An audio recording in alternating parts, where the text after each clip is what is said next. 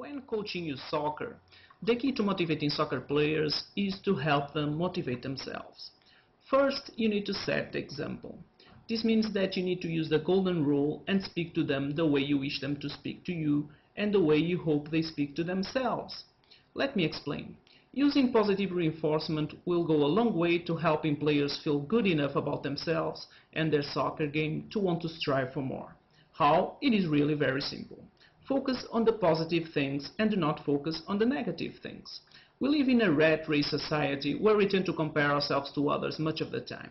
Children go through school constantly being compared to others and then move to their post-secondary education looking to be the best so they can receive scholarships and awards.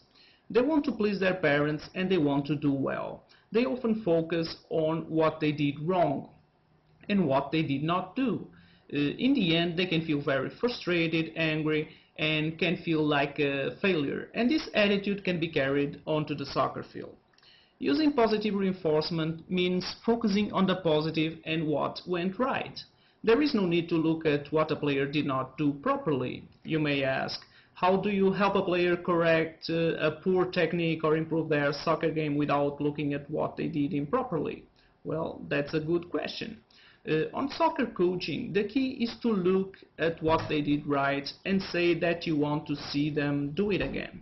Instead of saying, for example, there was a good kick, but when you kick the ball, place your foot here.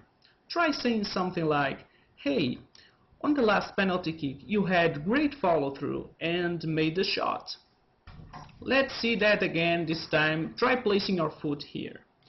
This is much more effective. Instead of feeling frustrated that they are not getting it right, they will feel good about themselves for getting at least part of it right, and they will be eager to do it again. Of course, there are times when they will get part of the technique right and not do something else in the proper way. Begin with pointing out the areas in which they performed well and then tell them you want to see it again with another part added in. This way they will try again from the positive outlook that they can do it and they just need to adjust something. For example, instead of saying, that was a good try, but when you kick the ball, you need to kick through the ball. You are stopping short. Try saying something like, great kick. Your foot position was bang on. Now, let me see it again, and this time kick your foot all the way through the ball and see how much further it will go. Whether you are working with kids or adults, they will respond to this sort of encouragement very well. It is also important to teach the players to positively reinforce their soccer teammates and to encourage each other.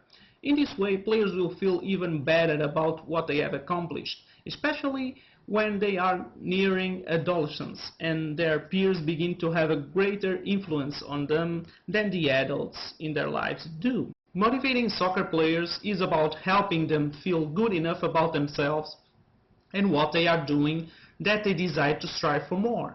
They will want to improve themselves and their game from the positive frame of mind that they are good players who are improving all the time, instead of feeling that they are inadequate and need to improve their game to become good enough. Follow these tips on coaching youth soccer and I'm sure you'll motivate your players or kids to love the game even more. My name is André Botelho and I'm the president of SoccerDrillsTips.com. If you're a soccer coach and you want to learn how to dramatically improve your player skills and make training more fun, just go to SoccerDrillsTips.com right now to get the free gift that is waiting for you.